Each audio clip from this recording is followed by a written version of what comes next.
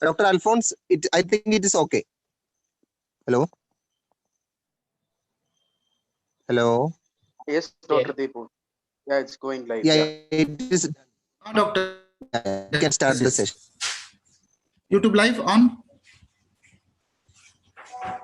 Yes, sir. Yes, Yes, sir. sir. Yes, sir. Okay, fine. Thank you. Sudhin sir or Alphonse sir, please start sharing the screen. Yeah.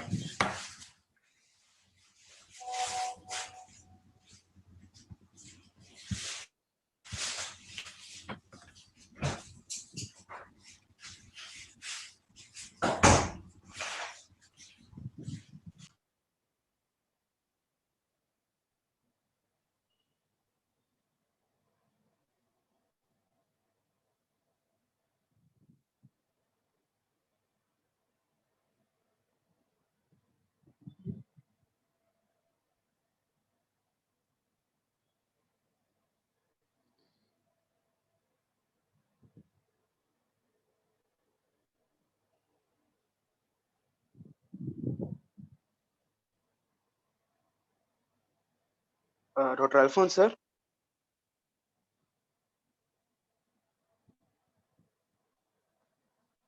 Dr. Alphonse sir, please make Sudhin sir and Rekha ma'am as co-host, please.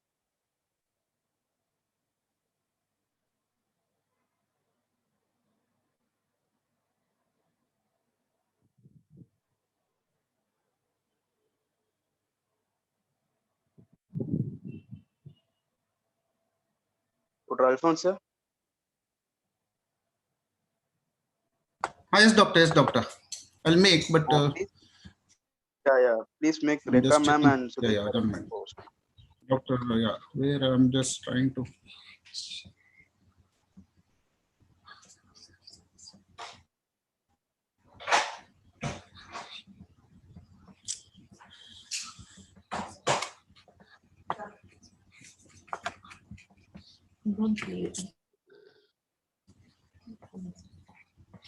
Wait. Connect, doctor.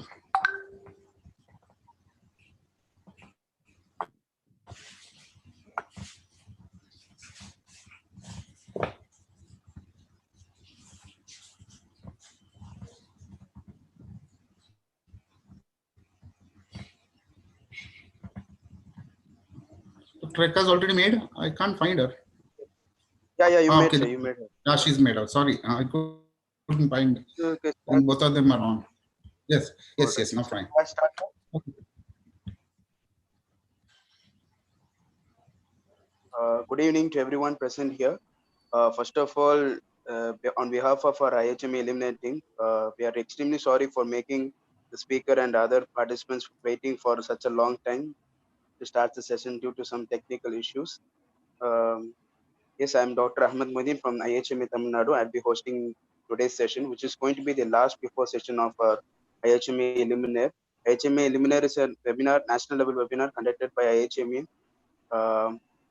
Today, we have our speaker, an experienced speaker today. Before we start our session, let's have a silent remembrance prayer of our Master Dr. Samuel Hahnemann.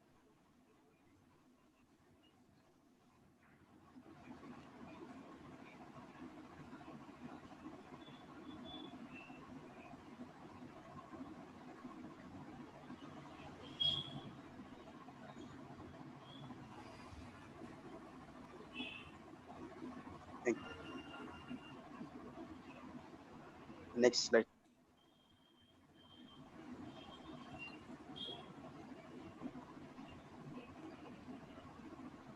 The next slide, sir.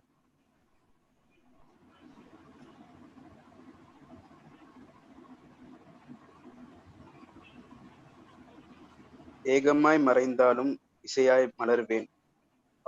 One of the famous verse which was sung by a legendary singer. Today we miss him. We team HMA Eliminate from the National Webinar Series mourn the sad demise of our legendary singer, actor, music director, S.P. Balasubramaniam, who has sung in 16 languages, won 6 national awards, who is loved by one and all. We just open our social media or any WhatsApp status, you could witness the amount of influence he has made it. So we deeply condolence for his demise, and his soul rest in peace. And yes, his legacy will be still remembered. Uh, Now, to honor our speaker, let me introduce our speaker of the here of the today session,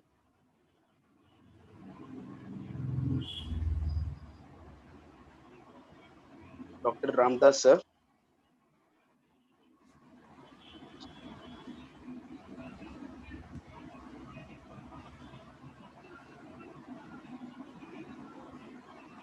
Dr. Ramdas sir is a senior practitioner since 1972.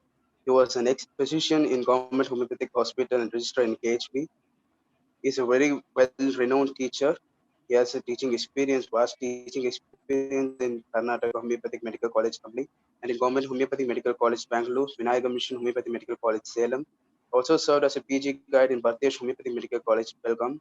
He has given various lectures abroad, Peru, Lima, South America, France, Exeter, Devonshire, and in United Kingdom. He was also a recipient of various prestigious awards such as Hanneman's Gold Medal Award by the Government of Karnataka. Also received the Best Teacher Award by the Rajiv Gandhi University of Health Science. And about his clinical and social activity, he was the convener and the in charge of rural services involving 19 villages around Kanakapura Taluk and tribal clinics at Kabini Forest area under the trust of Dr. M. L. Dable Memorial Homeopathic Institute. Such an experienced person we have today, and we hope today's session will be brainstorming and really fruitful for us, for a younger generation like us. Dr. Ramdas sir, off to you, sir.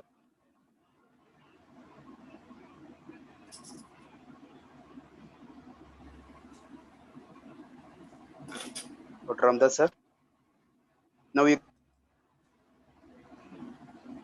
I'm audible. Yes, sir.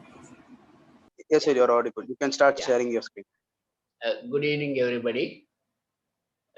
Primarily, let me thank IHMA for giving me an opportunity to share my experiences. My objective of this presentation is not to claim that we have achieved this success in these cases, but it is more from the perspective of learning what I have learned and what others can learn from these cases. I have picked up some of these cases from my old experiences. Some of might have experienced this, but a refresher will always give us more new learning from this case. That's what I went through when I started going through these cases. So the I'll start with my presentation.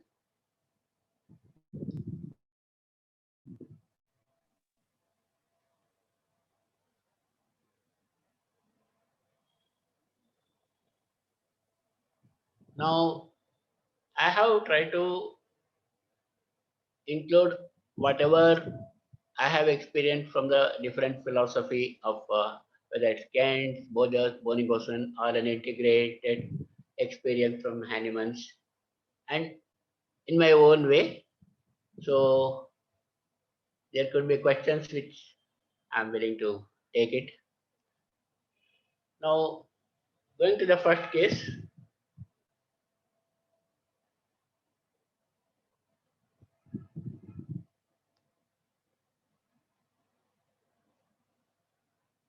Now, this is an old patient of mine who came to me. Her husband came to me one day in the evening. He appeared quite disturbed, and he shared that his wife is suffering from an acute pain in the anal area, and they have tried several physicians, and they started after a journey, and he was suffering from acute pain around the anus. And the first physician thought it must be something to do with an abscess and treated with Hepacel. They are very ardent followers of homeopathy. So, but there was no relief. And when they went to the second examiner who examined locally and identified that there is a huge prolapse piles and treated her with hemamelis, both internally and externally, which yielded no relief. So they had no option but to go to an allopath who saw the case and prescribed some antibiotics because thought there is an inflammation. And as it didn't yield any relief, recommended no, you have to now go for a surgery. I think that's the only way out. So the good thing is that husband had taken a photo of that area and he showed it to me. And this is what it looked like. Please see closely because it is very important what we understand from this. Because this will reflect in our therapeutic thinking as well. So you can see the surrounding inflammation. There is an inflammation. There is some degree of clots, and swelling is as if it's going to open and drain out. It's a very tender situation. So the patient was called, and the patient came into the clinic. The agony was very evident. She could not sit on the chair. The first thing that she did, she told me, "Can I keep my leg on the other chair?" Which she did. That was the only comfortable position.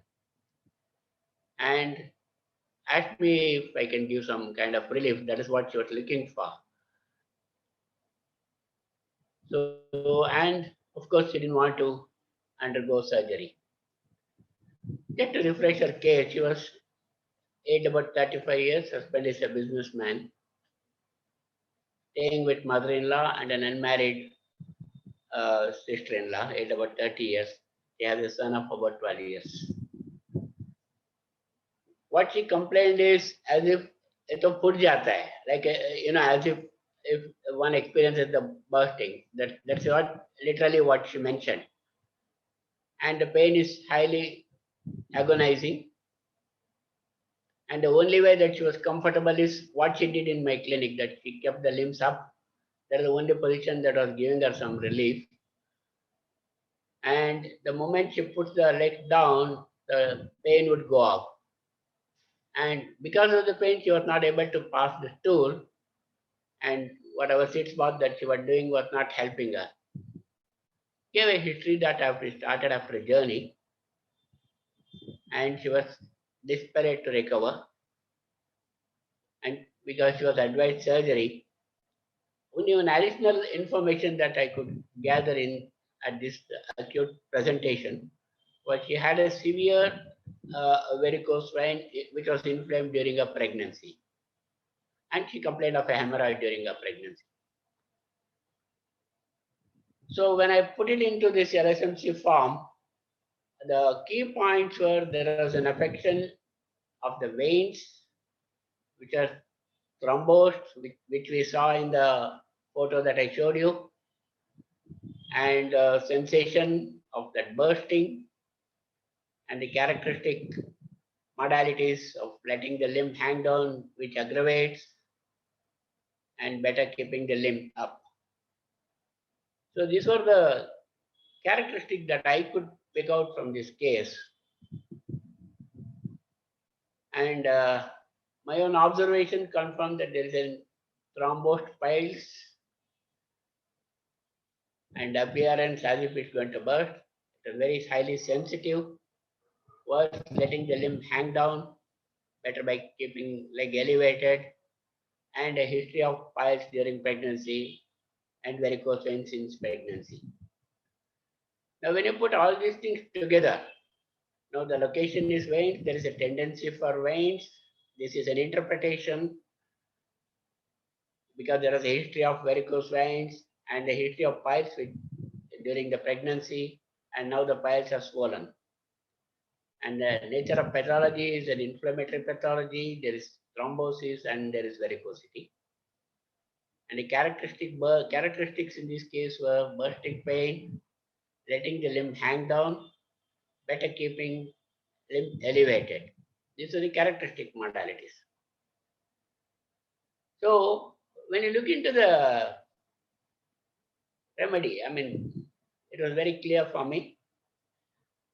Now, when you open Vipera, you can see the location which is very highlighted, and you can see the modality, and you can see the pain that is exhibited, the bursting pain, and the history of varicose veins and the phlebitis. So this is right on the dot. So the medicine selection was very clear. So what do we expect from this?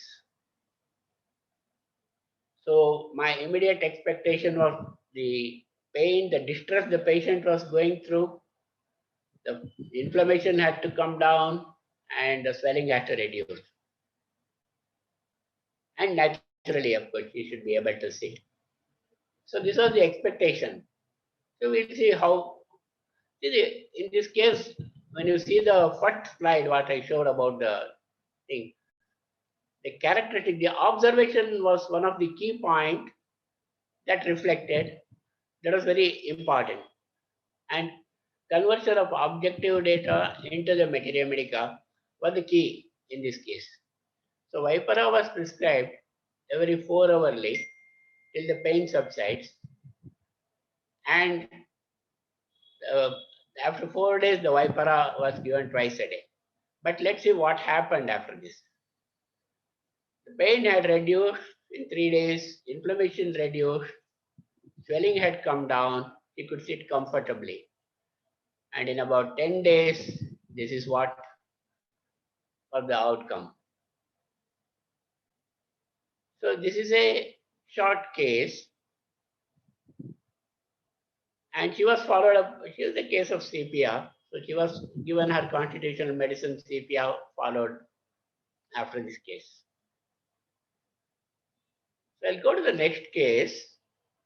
What we learned from the case number 1 is the importance of observation, especially the local examination. Fortunately, in this case, the patient's husband was able to pick up the photograph, which helped us. Otherwise, we would be going around other remedies. But this was very evident. So case number 2, this is another case. This case came when I was in a busy outpatient in my clinic. So the patient was brought by at least 5-6 people had come from a distant village. They are from a distant village. So he was in this state when I saw him. He was wriggling with pain, with a congested face, and with every pain that he was making his face, wincing his face due to the pain. He had tied a very tight cloth around his head, and in Kannada he was telling, "Tale sididu hogutte," means as if the head would burst. That is the only thing that he was literally shouting. It was a very violent presentation. So even it took a little time for me to gather what is happening and how to approach to this case. And he was clutching the abdomen. He was pressing the abdomen very hard to get some kind of release. He was wriggling, and he vomited twice, and he could hardly express. So some data was collected. Pain radiating from abdomen to the back. The violency was the characteristic. He can't tolerate light. Tight cloth helps him. There was a history that he had consumed some local liquor 20 days ago, and he was admitted to the hospital. They thought it is appendicitis and they promptly operated, but there was no improvement. So then they thought it must be an affection of pancreas, and they thought it is because the serum amylase was high. He was diagnosed as acute pancreatitis and was treated. Again, there was no relief, and he was just brought to my clinic. I didn't have much the history from the hospital, from the general hospital that he had come from. So on examination, what was scary for me was this accelerated hypertension, which had gone, I was quite anxious whether he would land up with some kind of stroke. And the pulse was bounding, the extremities were damp and cold. He was looking emaciated and quite asthenic, quite weak.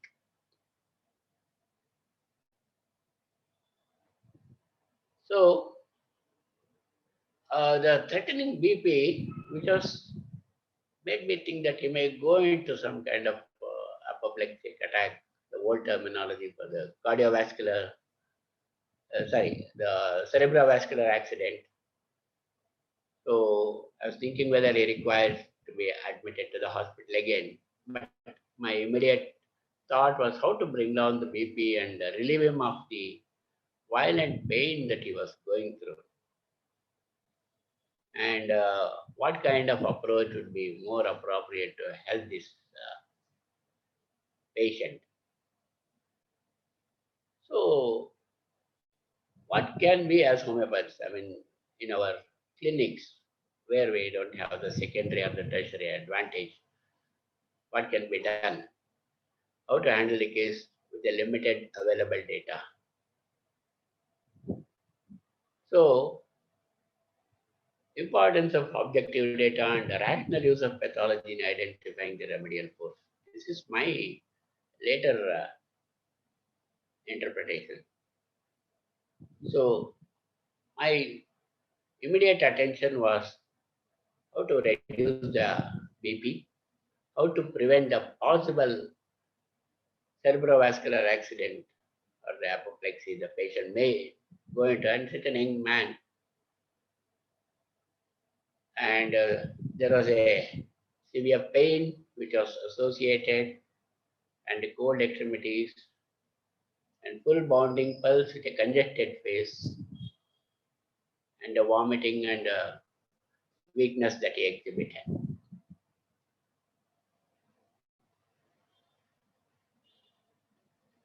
So, as I mentioned, even right from the moment I saw what caught my face was violent, one would immediately think of the violency like the belladonna characteristic.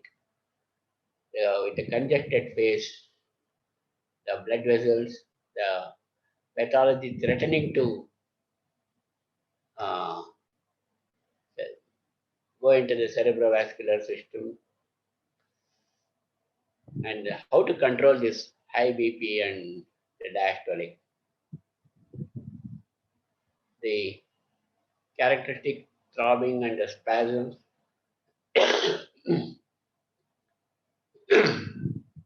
The patient was showing, and the objective data of cold limbs and vomiting and nausea. So again went to the materia medica. When I referred Boger's, the sudden violent congestion and threatening apoplexy. These are the terminologies, because differential remedies come into the mind, of course, clonine, belladonna, you have melilotus, you have a relatively less used remedy like Usnea barbata and Viridium viridae. The characteristic of threatening apoplexy and the spasms with vomiting and nausea, and most importantly, it has the effect to bring down the systolic and diastolic presentation. These are the key points that I picked up from this remedy. It was given in 200 potency. I started every 5 minutes in water. So the vomiting stopped, the headache and spasms intensity reduced. BP dropped very fast in about half an hour's time. So he was advised to continue every 2 to 4 hours. and his case was taken later, and he was treated with phosphorus. I have given you the acute presentation in this case, which was threatening to go for a probable pathology. So hence I have not given the details of his other constitutional thing. But what he shared later, this is all in Kannada, but a brief glimpse I'll tell you.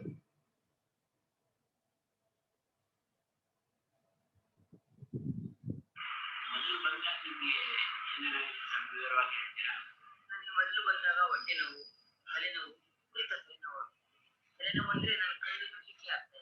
ಆ ತರ ಪರಿಸ್ಥಿತಿ ಇತ್ತು. ಆದ್ರೆ ಈಗ ಸಿಕ್ಕಾಬಿಟ್ಟಿದೆ. ನಿಮ್ಮ ಹತ್ರ ಬಂದ್ಮೇಲೆ ನಮ್ಮಲ್ಲಿ ಬಂದಾಗ ಒಂದೇ ಒಂದು ನನಗೆ ಒಂದು ಡ್ರಾಪ್ಸ್ ಕೊಟ್ಟರು ಬಾಯಿ ಒಳಗಡೆ. ಆ ಡ್ರಾಪ್ಸ್ ತಗೊಂಡು ಬಿಚ್ಚಿನ ಒಂದು 15-20 ನಿಮಿಷ ನನ್ನ ತಲೆನೋವು ಕಣ್ಣೇ ಬಿಡ್ಲಿಕ್ಕೆ ಆಗ್ತಿಲ್ಲ. ನನಗೆ ಬಟ್ಟೆ ಆಗ್ತಾ ಇದೆ. ನೆಕ್ಸ್ಟ್ ಜನರೇಷನ್ ಬಂದು ಹೊಟ್ಟೆ ನೋವು ಅವ್ರು ನೀವು ನನಗೆ ಬಾಯಿ ಬಂದೇನೋ ಅಂದ್ರೆ ಈಗ 2 ವರ್ಷದ ಹಿಂದೆ ಕೊಟ್ಟಿದ್ದು ಇದು. ಆ 2 ವರ್ಷದಿಂದ ಕೊಟ್ಟಿದ್ರಿಂದ ನನ್ನ ಹೊಟ್ಟೆ ನೋವು ಚೂರು ಇಲ್ಲ. 2 ಸರಿ ಡಾಕ್ಟ್ರು ಇಂಗ್ಲಿಷ್ ಡಾಕ್ಟ್ರು 2 ಸರಿ ನನಗೆ ಆಪರೇಷನ್ ಮಾಡಕ್ಕೆ ವ್ಯವಸ್ಥೆ ಮಾಡಿದ್ರು. ಮೊದಲನೇ ಸರಿ ಮಾಡಿದ್ರು ಏನು ಇಲ್ಲ. ತಮ್ಮಲ್ಲಿ ಬಂದಾಗಿಂದ ನನಗೆ ಯಾವುದೇ ಒಂದು ಹೊಟ್ಟೆ ನೋವಾಗಲಿ ತಲೆನೋವಾಗಲಿ ಏನು ಇಲ್ಲ. ಇವಾಗ ಆರಾಮ, ಏನು ತೊಂದರೆ ಇಲ್ಲ. ಈಗಿನ ಇದರಲ್ಲಿ ನನಗೆ ಪ್ರಾಬ್ಲಮ್ ಇರೋದ್ರಿಂದ ಸ್ವಲ್ಪ ಕಾಲು ನೋವು, ಕಾಲುಗಳು ಹೊಡೆತಾಗ್ತಿದೆ. ಆ ಜೊತೆ ಈಗ ಕಮ್ಮಿ ನಿಮ್ಮ ಹತ್ರ ಬಂದ್ಬಿಟ್ಟು ನಾನು ಆರೋಗ್ಯ ಪ್ರಾಕ್ಟಿಕಲ್ ಆಗಿ. What he shared basically was that he was sharing his experience about when he came and how he was suffering and how did that medical drop worked. So again, in this case, it was the importance of observation, giving meaning to our observation, what we observe, and converting it into our proper either repertorial or remedial references, and then confirming it, and also the action. See, fortunately, some of these remedies have been given. In this case, as I mentioned, the ability of Veratrum viridae to bring down the hypertension rapidly. You know, that violence and rapidity is the key in this case, the pace of the problem that presented. That are the main challenges. So you can't give a slow acting remedy in this case because it has to be very fast, it has to be very accurate. So this case was a good experience for me in that sense. I'll go to the next case. If people would like to ask me question at this point in time, keep the question at a later time? Would it be better to keep the questions for a later time, or shall I go ahead? Yes, sir. In the end, all questions will be answered, usually. Okay. Question and answer Fine. will be in the end. Okay. Now this is another experience. This is a little longer case. See, our involvement in the rural sector has been going on since practically last 16-17 years. And we come across various type of cases.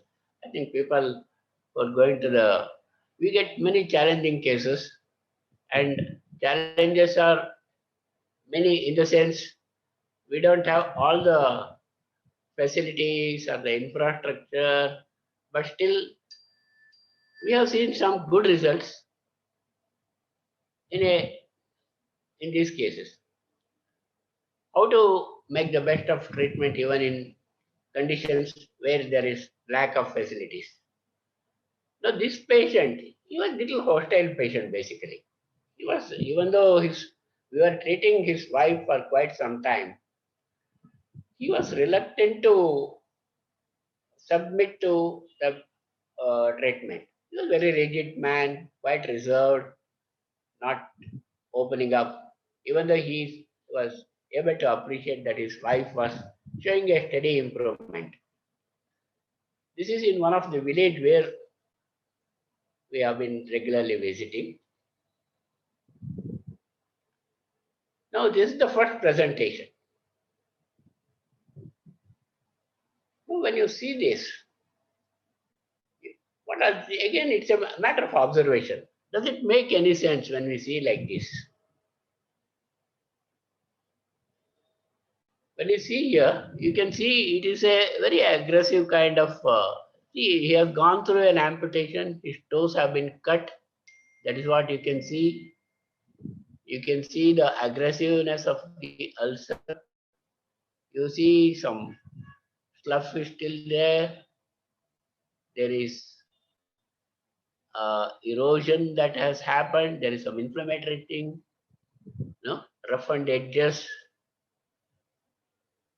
So what can we do in this case?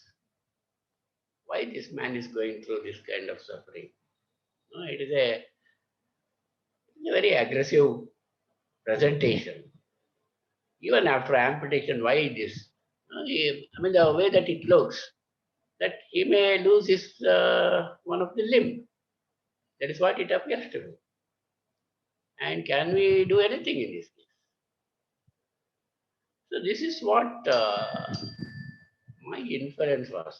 This is, the patient has gone through a corroding, eroding type of an aggressive type of ulcer.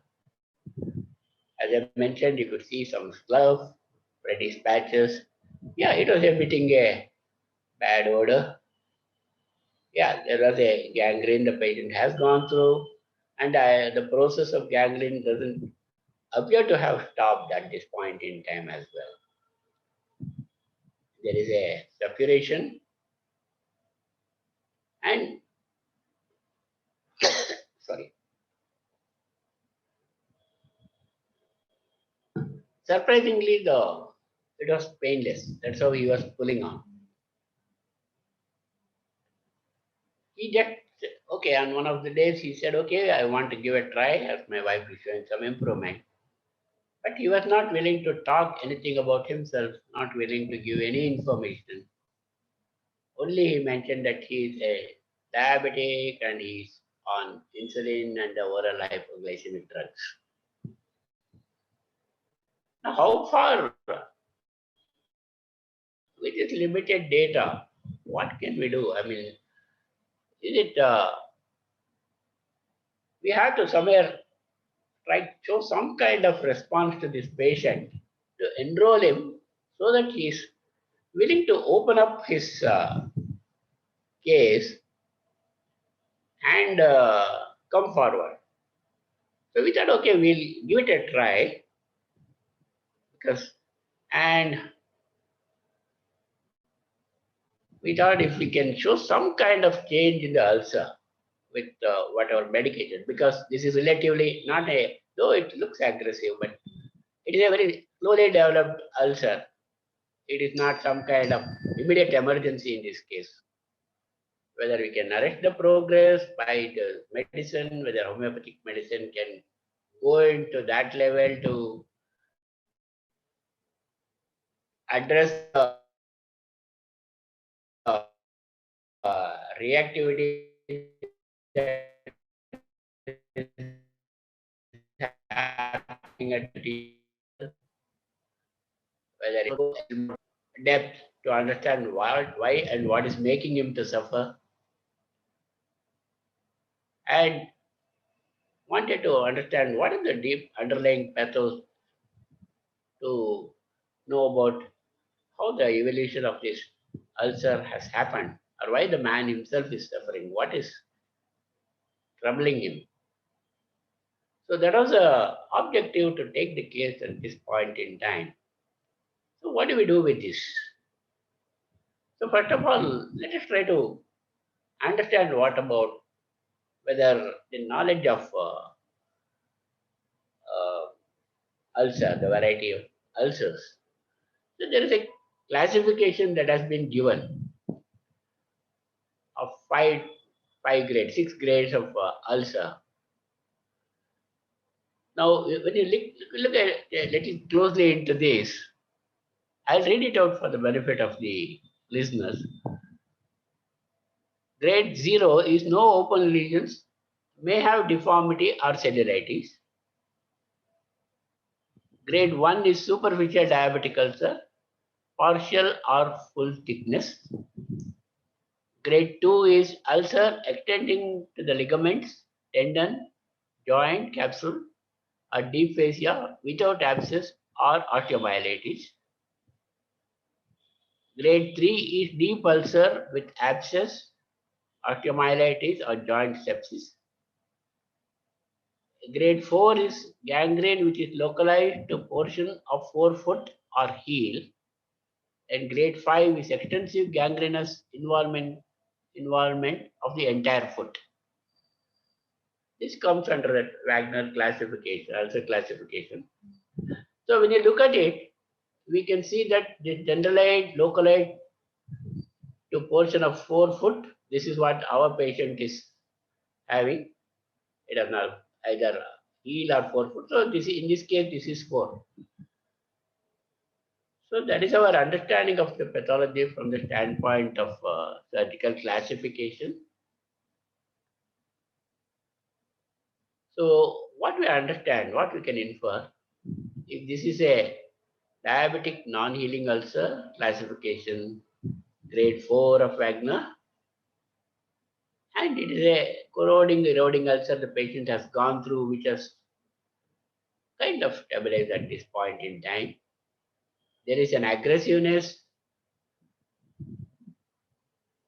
and pathological characteristics are available. Now, what meaning we give and why do we make that characteristic is an interpretation from the homeopathic point of view.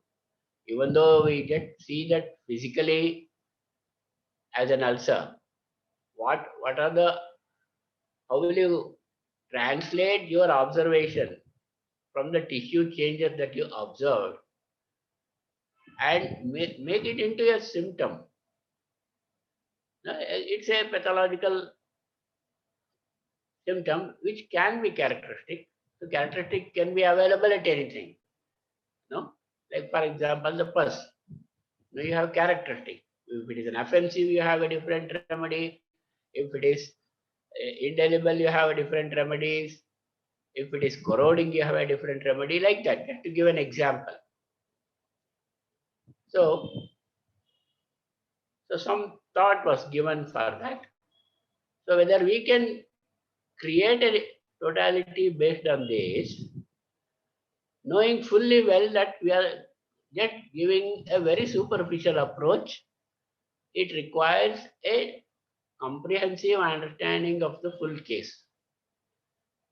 But then, as I mentioned earlier, this is a very stubborn patient, a non-cooperative patient, and we didn't want to give him up. So we thought, okay, we will definitely give it a try. We'll see. There, we know that we have homeopathic medicines have the potential to, if not cure, it can palliate. If we can palliate, if we can arrest the development and save the limb. So that is also our line of thinking. And also, not to forget, unless there is a strong operation of a deep-seated chronic miasm, these things are not going to happen. We already know that this patient is a diabetic and he is on insulin and he is an oral hypoglycemic and he has already gone through a gangrene and a gangrene which has been operated and it has again further ulcerated, threatening to go into more gangrenous condition, which may call for amputation. So now let us see whether we can create a totality from what we observe and whether we can show a correspondence in our materia medica to prescribe. No, we understand that there is a corroding and eroding type of ulcer. The ulcer definitely appears aggressive. It has suppurative. The separative points which we could see there. And the history, there is a gangrenous threat is there. And with all that aggressiveness, it has gone into the painless state. That is also there. Now the discharge, what we observed was yellowish, corroding. There is a bright red. There is an element of blood in certain areas. When we touched it and when we, then there was a streak of blood in that. And it was carrying a offensive stink. So it is an insidious onset. The pace of the disease or the development of the disease has been slow. It is not a, initially it has become slow and then it has gone into the rapid progress.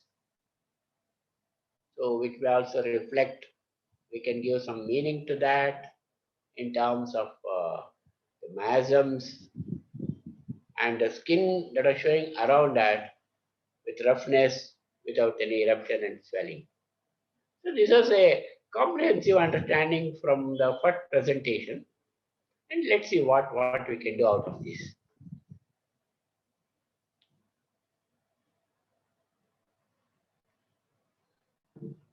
When we went through a filter of repertory, yeah, it brought out certain remedies promptly. Arsenic, crustalk, sulfur, nitric acid, calcium, mercury, and so on. So we just gave a comparison. So when you see this, we compared the arsenical, picked up only the deep acting destructive remedies. Because even though there are other remedies like crustalks and all, your knowledge of materia medica and its ability to how far it can cause destruction. You have to select a remedy that has to be very pathological and destructive. You could see that the case is gone from psychotic to syphilitic. So it has gone into that state. A remedy has to cover it up. So when we covered it up, out of this, arsenic and acid nitricum and lycosis was thought of, but we selected acid nitricum, differentiating between these two remedies. And we started on nitric acid 200 because it has an action on the mucous membrane margins. This is okay, general points of nitric acid, but it's a gnawing ulcer, discharges acrid, dirty, brown. So ozone, of course, is not applicable to in this case. It can go into malignancy. The potentiality of nitric acid, which is not readily not applicable to in this case. So ulcers are rapid, raw, ragged, with proud flesh of plugs of pus, stubborn, and suppuration, and aggressive and corroding. So these two are the things that was taken as a key point. And we started it. This is just on what basis that we prescribe corroding, eroding ulcer, aggressiveness of the characteristic of pathology covered by the drug, and it's a deep acting remedy. You know the effect of acid nitric. So we thought whether we'll be able to reduce the suppurative process, whether any granulation will start, and reactivity will be elevated after the medicine. And because the reactivity is slow, sluggish, and making inroads, so we had to give more repeated doses. So that is the posology that we thought would be necessary. And it was always there in our mind that we can't do justice to this case unless we completely understand the case. We have to define the case. We have to know why and what made this patient to suffer. So what is his basic psyche? What is his fundamental nature? And what precipitated this evolution of this disease? And what are the mechanisms that is operating on him? However, with that, we started with nitric acid. Daily doses were given, and of course, the local cleaning with the calendula, which was necessary. And because he was working, so he was available to us only. We had to talk to his wife and talk to him over the phone, and then monitor, and then continue with the treatment.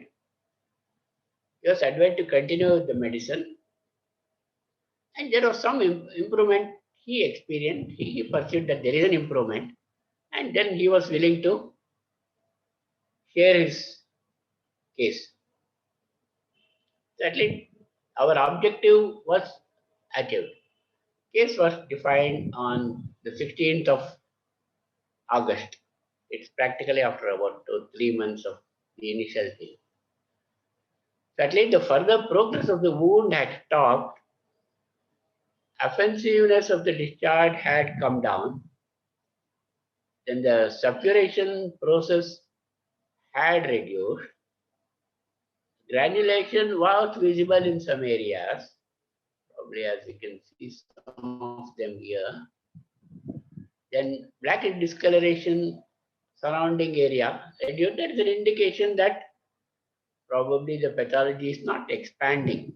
So to that extent, even though our remedy was prescribed more on one-sided basis, based only on the pathology, without actually defining the case, which is not a right approach, I agree. But then we were aware that we have to enroll the patient. That was our objective. So that we had achieved with acid nitric. Thanks to acid nitric, to that extent, acid nitric had definitely opened the case for us. Then what happens? So let us go a little more in detail.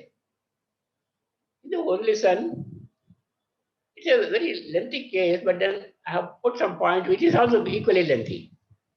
But try to grasp the essence of the case.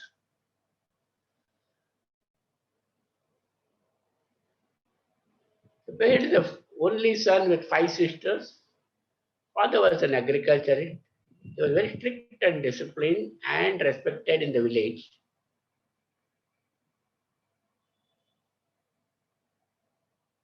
Patient was quite proud of his father and is attached to him. He was sent for further education at Bangalore and didn't develop any emotional attachment with siblings because practically he was in Bangalore most of the time. He used to travel in the morning and then get back at night. Not much attached to mother and her. In fact, when she passed away, he didn't any sharing. We didn't get any that kind of feeling that there was any kind of grief or that kind of sadness. Only when father died in 1990, that is when he was terribly upset. He was upset, he was sad, and lots of support. Being only son with 5 sisters and mother. So that is when his emotions started coming up. But the cost paid at that point in time, the emotion brought about immediate appendicitis, and at the same time, he was diagnosed with elevated blood sugar. And he underwent a surgery.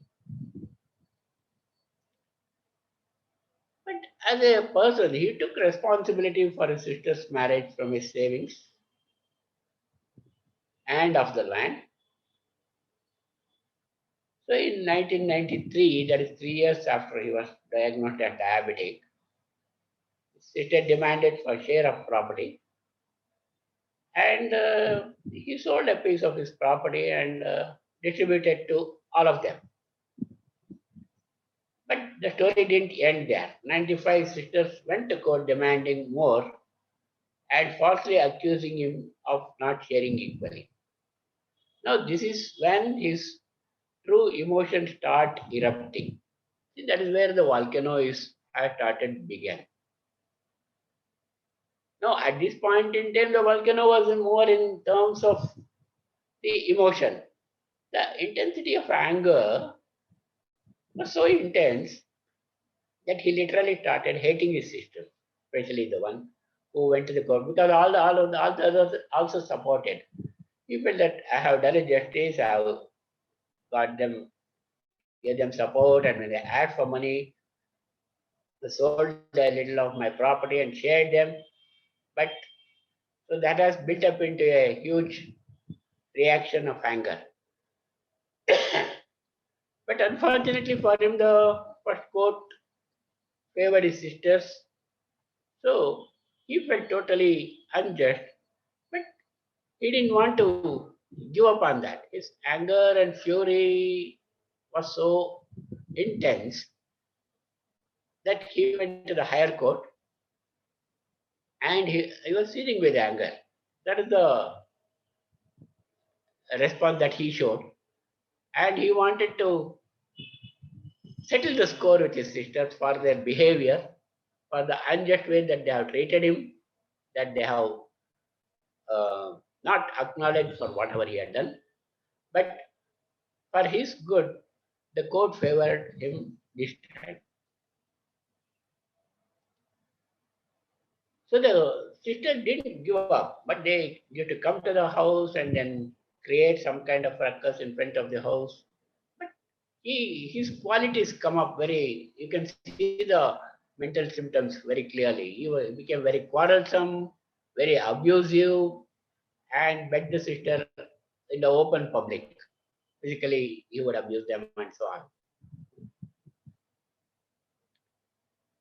And the next incident,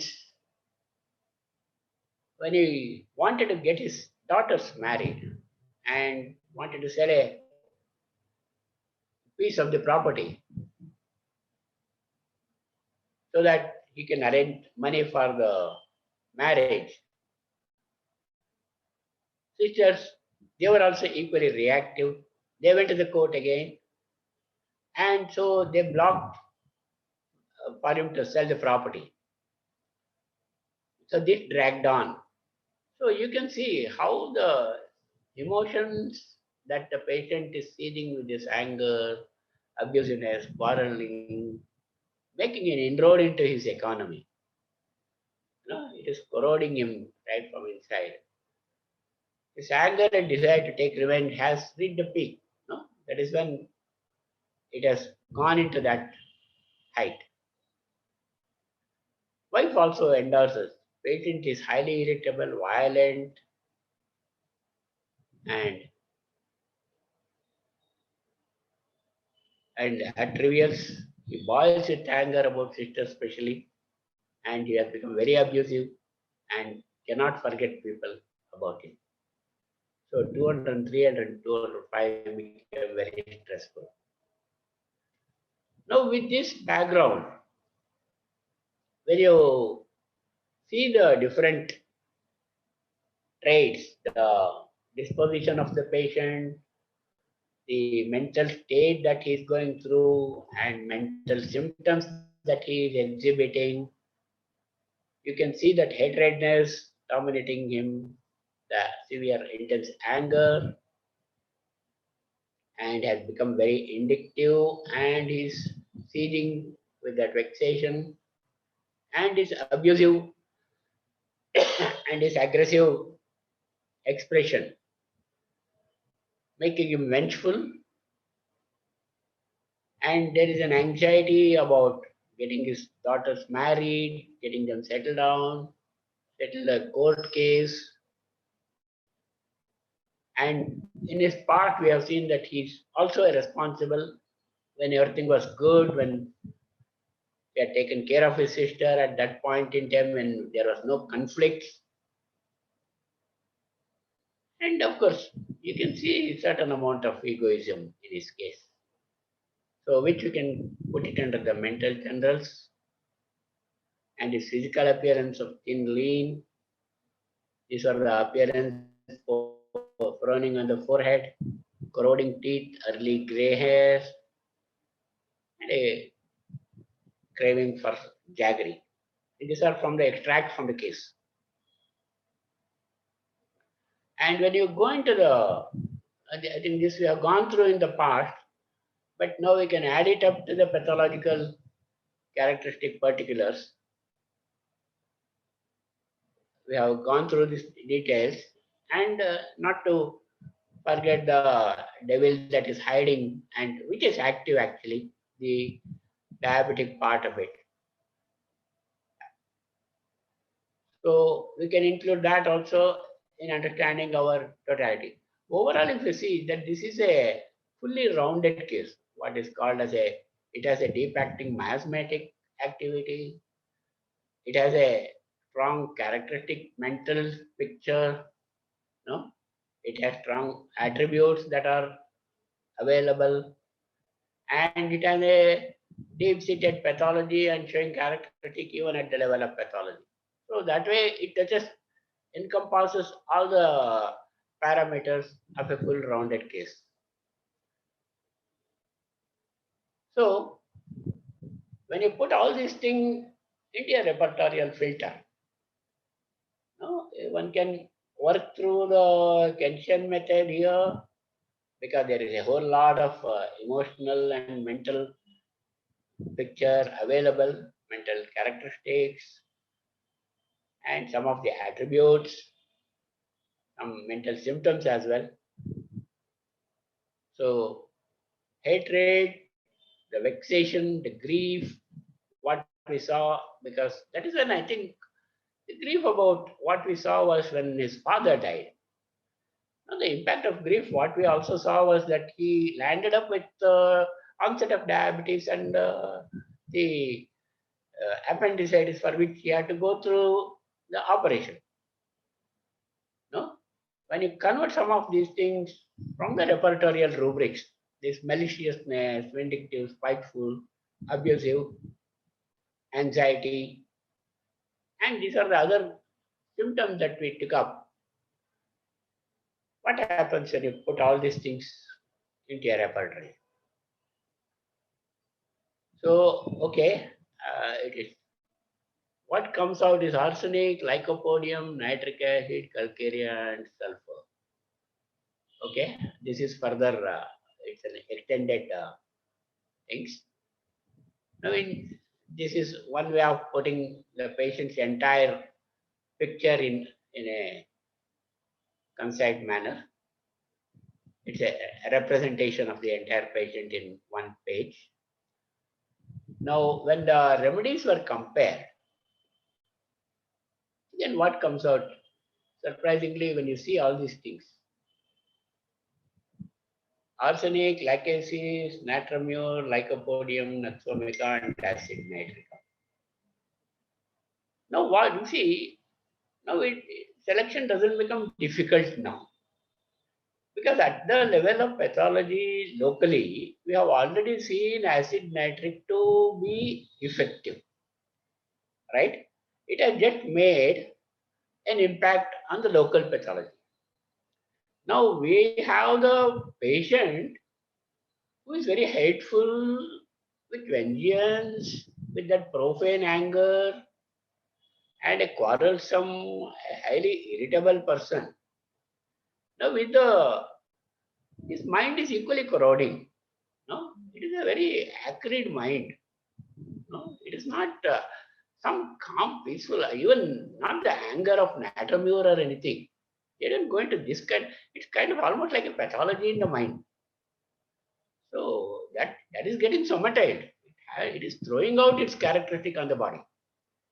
So selection of acid nitric didn't become a major challenge in this case,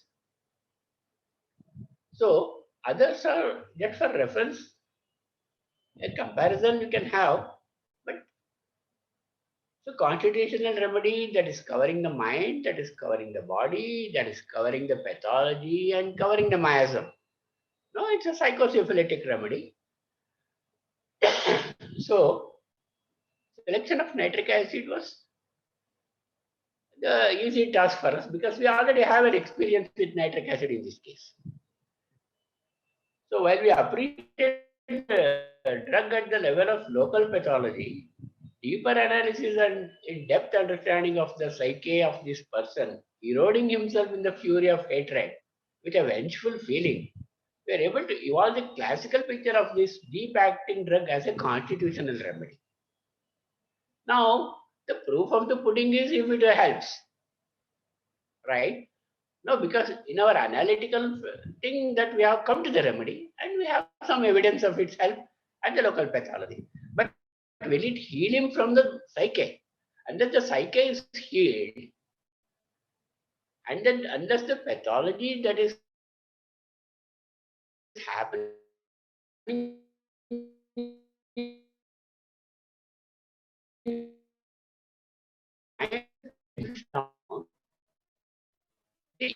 it is on the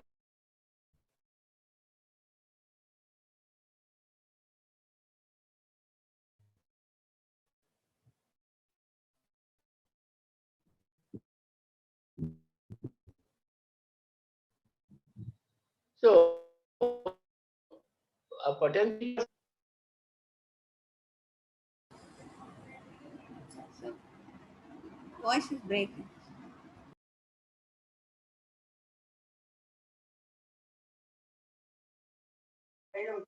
Sir, unmute yourself, sir.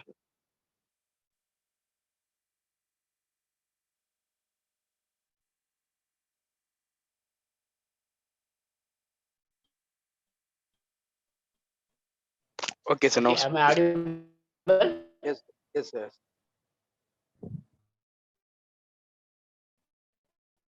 Hello? Hello? 1 minute. I think some sharing. Yes, Yes, sir. share Network your issue, sir. Share your screen again.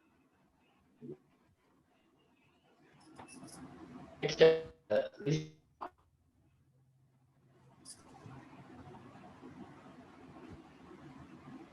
yeah. What has happened is net issue, sir. Your net is. very well. Yes, sir.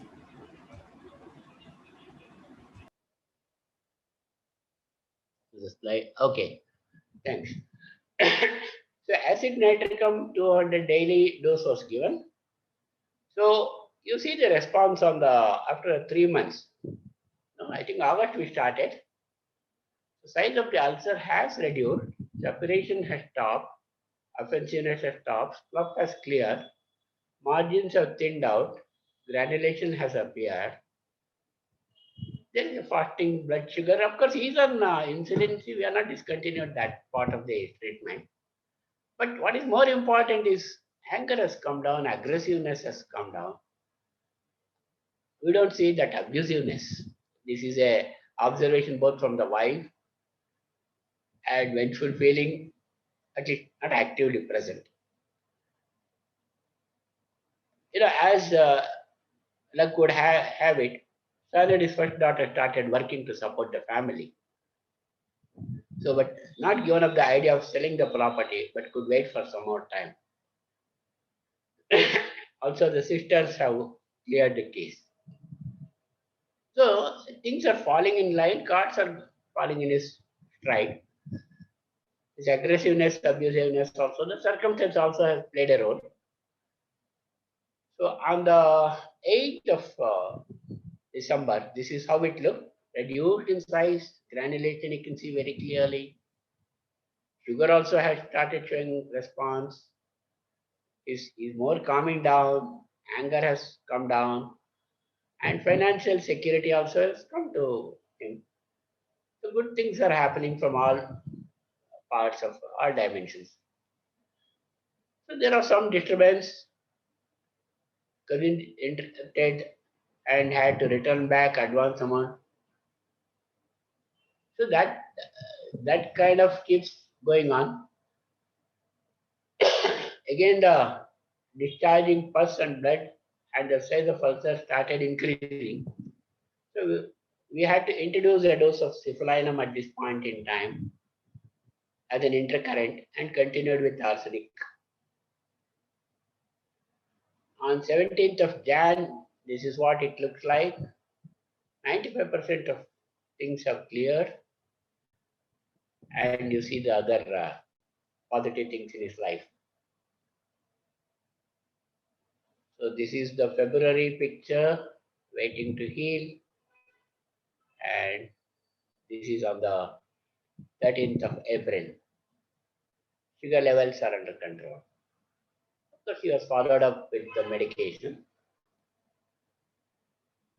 So this is another interesting case, very challenging case, which we had a good learning ourselves.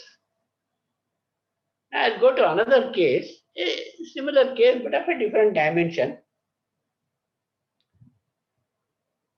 This is, now I think everybody is confident that we can treat these cases with the experience that we have gone through in this case.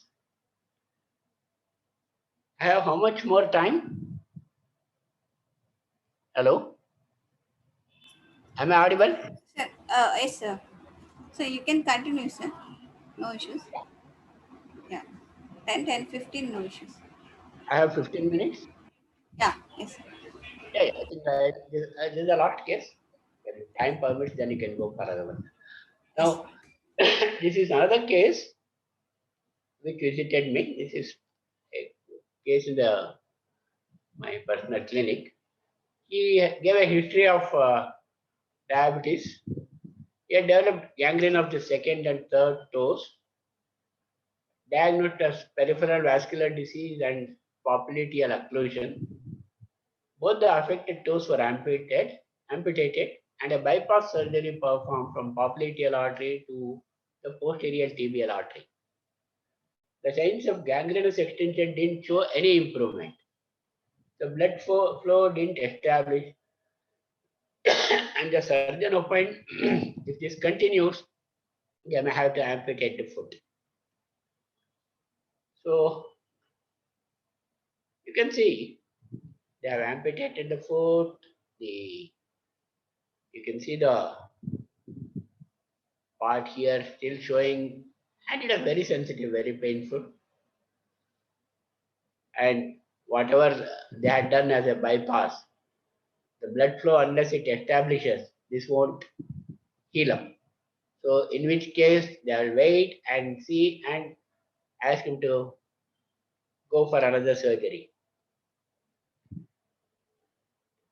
So patient was limping and with every step, and there was a highly cadaveric odor of ulcer.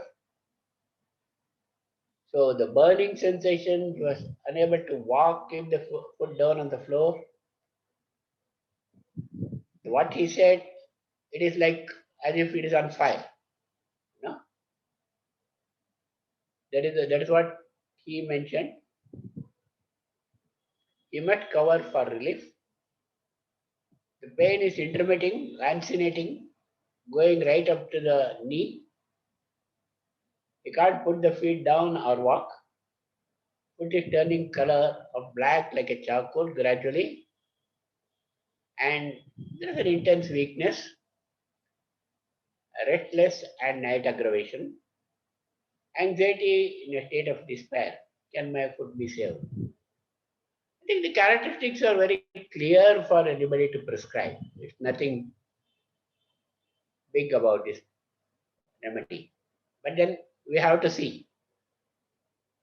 So you have to select a remedy that can cover the presenting sector, identify available characteristics, the physical general, mental general, pathological particulars. It should have a seat of action on the structure involved, and importance of potency and its repetition, the posology, and it requires a regular monitoring by the surgeon because that is their forte, and it would be advisable to know what we are doing, whether internally the healing is happening or if it is working. So totality was should have an action on the blood vessels and the foot. The pathology, degeneration, decay to gangrene, characteristic of burning as if on fire, and the cadaveric odor, the weakness, anxiety, despair, and a anti-syphilitic remedy. No, it's very clear. No, arsenic comes right on the top. I mean, and agassiz comes closer. So arsenic was the choice. It was very that way clear. Once you collect the data properly, give proper meaning to what you have observed, note it down in the right way, and so that automatically the remedy selection would become more easier. So arsenic gangrene, particularly the dry gangrene of old people, severe burning, lancinating pain, so characteristic of the drug, like fire. No? Boger synaptic key. Now, conditions characterized by great exhaustion and rapid shrinking of strength, mental concomitant of anxiety, despair of recovery again, Boger synaptic key. Then the nocturnal aggravation, the cadaveric odor, and the syphilitic miasm. So, no missing in this case. Now, because it's an active and rapidly galloping pathology, because it is not like the previous case where it had taken many years. Now, this patient can go into gangrene at any point in time because the blood circulation is not happening, because it has not been established despite the bypass. And there is a high sensitivity both at the local and general level. It had to cover up both the pathology, the speed of the disease, the characteristics at the physical and mental level. So arsenic 0/3 every 6 hours, right? So because it required to be multiple doses were necessary. If we have to beat with the speed of the disease, no, if it is going in a F1 speed, we have to automatically select a remedy that can run like an F1. So our expectation was improvement in burning and the lancinating pain, the offensiveness and the cadaveric odor. Pathology, we have to wait and watch. And of course, advised to be in touch with the surgeon. Now, this is the subsequent slides. Burning started coming down. No lancinating pain, smells less, sleeps well. Anxiety has come down, energy is good. Is able to walk around better. Surgeon's observation, vascularization has established. Continue whatever medicine you are taking. Get the wound rest regularly. That was his advice. At least he is not pressurizing for surgery right now. Now, this is the further course. Just gone through like this. This is on the 18th of January. When is that? 18th. And what happened is after some period of time, there was so whatever improvement had happened, unfortunately, there appeared to be slowing down. So we took the case was taken in detail, but in essence, shyness, introverted nature, not mixing,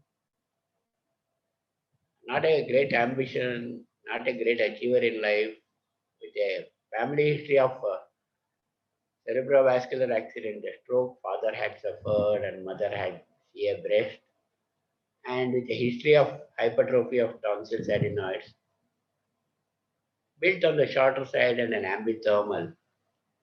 I selected and is shyness, timidity, and affection of the vascular structure, early degeneration, past history of benign glands, psychosyphilitic. Pareto mur was selected. 30th potency. These are given daily doses. And patient was had to continue with his insulin and other things. So you can see the fast improvement that happened after we started. Even though Beretta is supposed to be slow, but in action on the patient's response was very quick. So the objective was achieved. Patient speed was not only saved, but the tendency for gangrene also aborted. Patient is still under the treatment and observation. In fact, I've seen him about 2 days back. He's perfectly all right. Of course, single medicine, as far as the pathology is concerned, the constitutional medicine was very impacting. So, thank you very much. I think I have kept up the timing. And we are through with the time, Dr. Rekha? Yes, sir. Actually, earlier we can say. Actually, we started a little late. We can have the question and answer session, sir. Okay. Because if I take another case, it will take a little longer. That's why I didn't want to add up to this. Oh, yes. Okay. Thank you, sir. Thank you. Thank you very much. We'll have our question and answer session now, sir. Please. Yes. Sir, one person have already asked in respecting in that nitric acid case, sir. How did you rule out the Ophidia group, sir? Yeah, lachesis came into the picture, no? How did you rule out? Lachesis, yeah. See, the other characteristic related to acid nitric, when you see the local pathology which had done the part of it, so I didn't go for the other group of remedy because other characteristic of acid nitric was the hate and the vindictiveness, the vengefulness, which is also there in Ophidia. So it didn't come to that was the second line of thought was there. That was kept as a DD. So first line of therapy was acid nitric. We took that as the characteristic.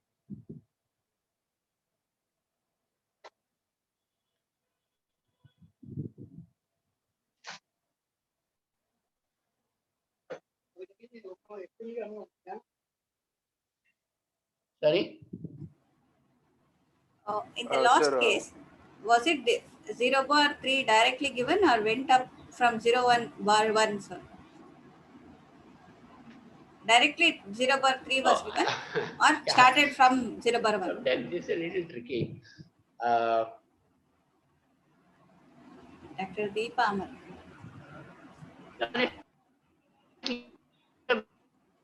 It is like this, see, I knew that LM potency would be most effective in this case. In this case, my option would have been 0 bar 1. It is just the availability of the drug. So if I have to, I'm sure that 0 bar 1 also would have acted in the similar way. It would have gone up, but then 0 bar 3 did the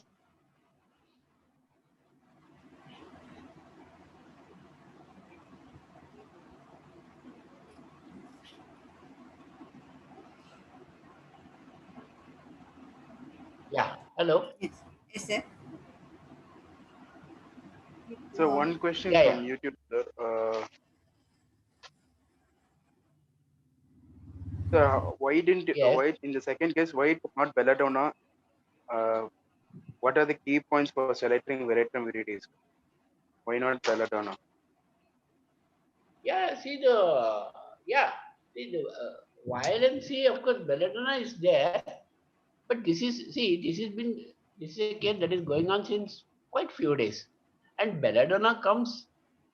See, in this kind of pathology, when it is threatening to go into the destruction, Veratrum's violence is much more aggressive when you look at it from that perspective.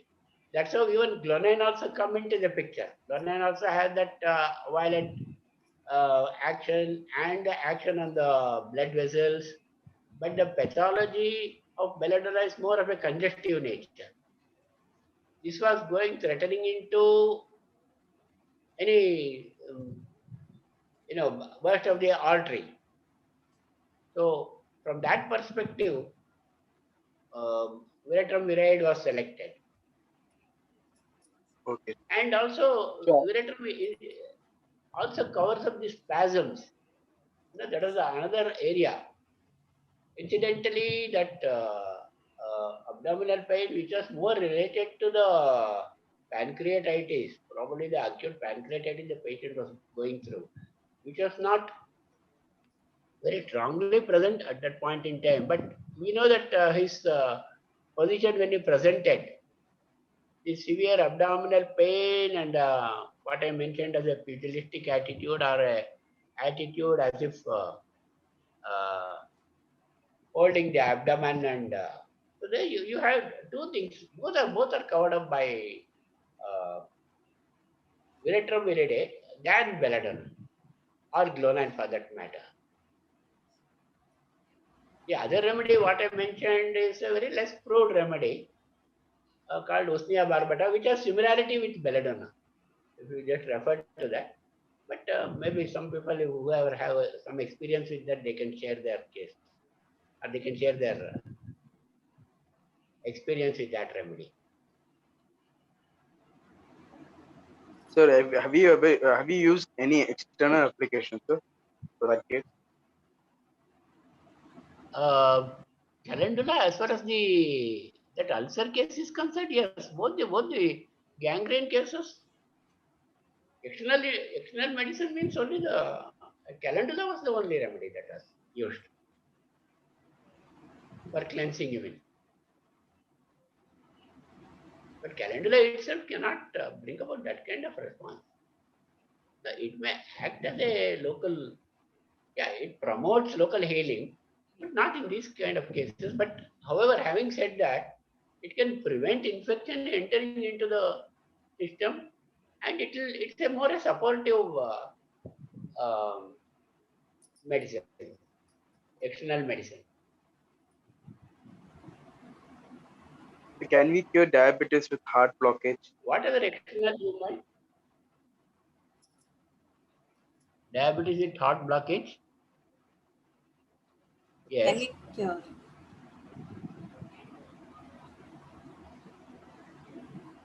Are you asking about experience of that order? Yes, sir. They are asking, can we cure diabetes and heart blockage with the homeopathy? Something like that. Does homeopathy treat disease or the person? You have to go to the fundamental thing, no? The disease is only an external manifestation of an internal disorder. And especially the chronic diseases, unless the miasm is understood, the person is understood, the reason for the development of disease is understood, no? So that, see, only if, that's how now, for example, remedies, local remedies like Cytidium jambulinum or Gymnema sylvestra or Florizine and other remedies have a very superficial action. It is like you are trying to approach like a oral hypoglycemic, but it doesn't really correct the inner pathology of the patient. So when I use the word inner pathology, it is not just the pathology at the level of pancreas or other tissues, but at the level of if the patient has had a miasmatic thing, you have to take into consideration. That is what homeopathy is about. Or the emotional backup that has happened, or any suppressions that have happened, the aggressive treatment that have contributed in the development of disease. See, they become very vital because we have a lot of iatrogenic diseases nowadays. Iatrogenic diseases that are producing irreparable pathology. Right now, what we are going through also, we may land up tomorrow with so many cases who have been treated. Sorry? Sorry, sir. Yes, network problem. No, no. It is Right now, something even the outside. case. Yes. So, I would,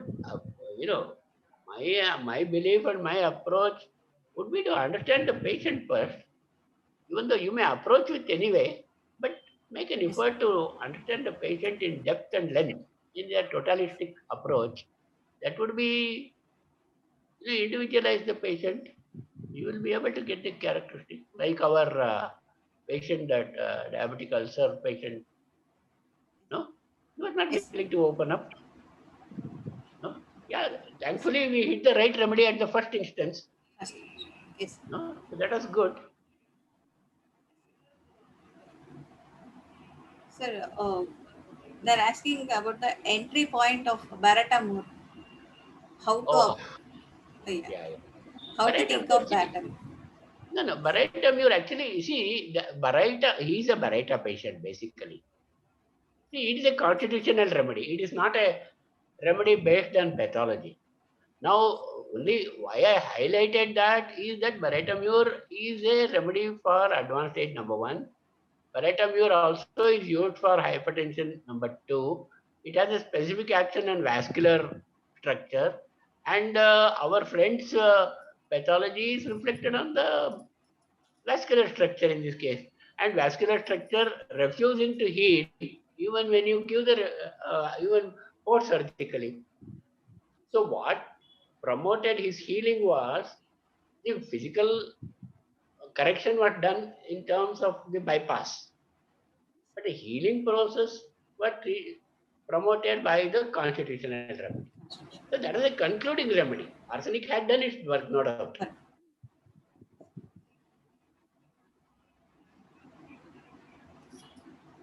Uh, I think there is a question, sir. Most of them are repetitive. Same things again they have asked. So, Sudhin sir, any other questions? Repetitive.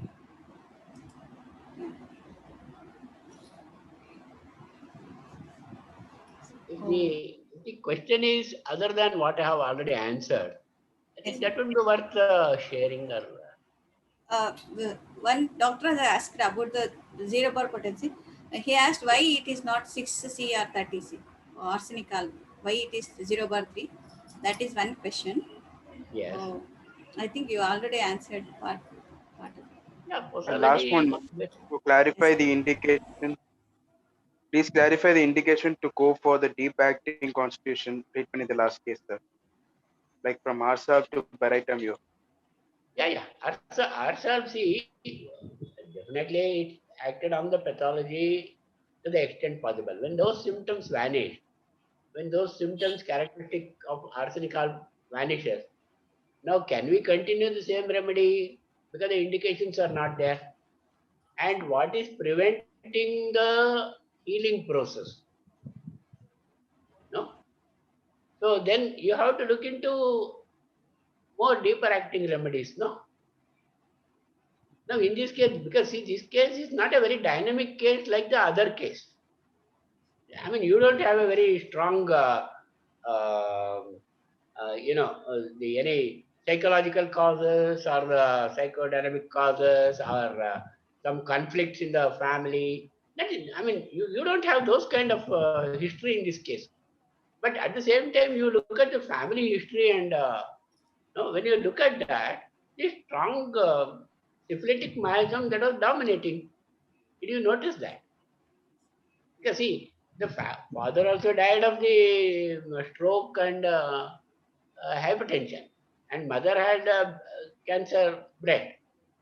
And only the other coordinate that I took in this case, other than the mind of the patient, is the glandular affection what the child had in the younger days. It is also a part of variety. Of course, more based on the syphilitic dimension. That is what has given rise to the. That is one of the main contribution in the development of the disease in this patient. It is not like the conflict the patient had in the case number 2. Case number 3.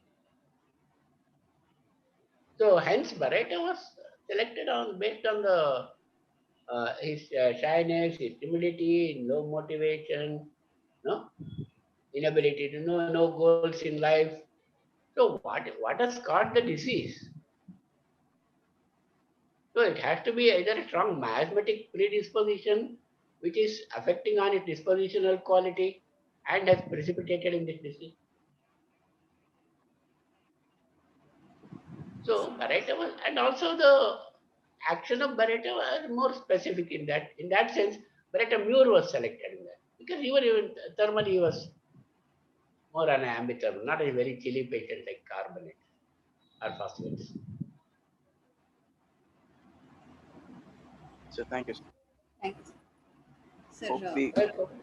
Thank you for Thank you, sir. giving me an opportunity. Dr. Sudhin, sir, is there? I ma'am, you think can give the vote of thanks. vote of thanks, I think. Sir, actually, I should say it was a wonderful session.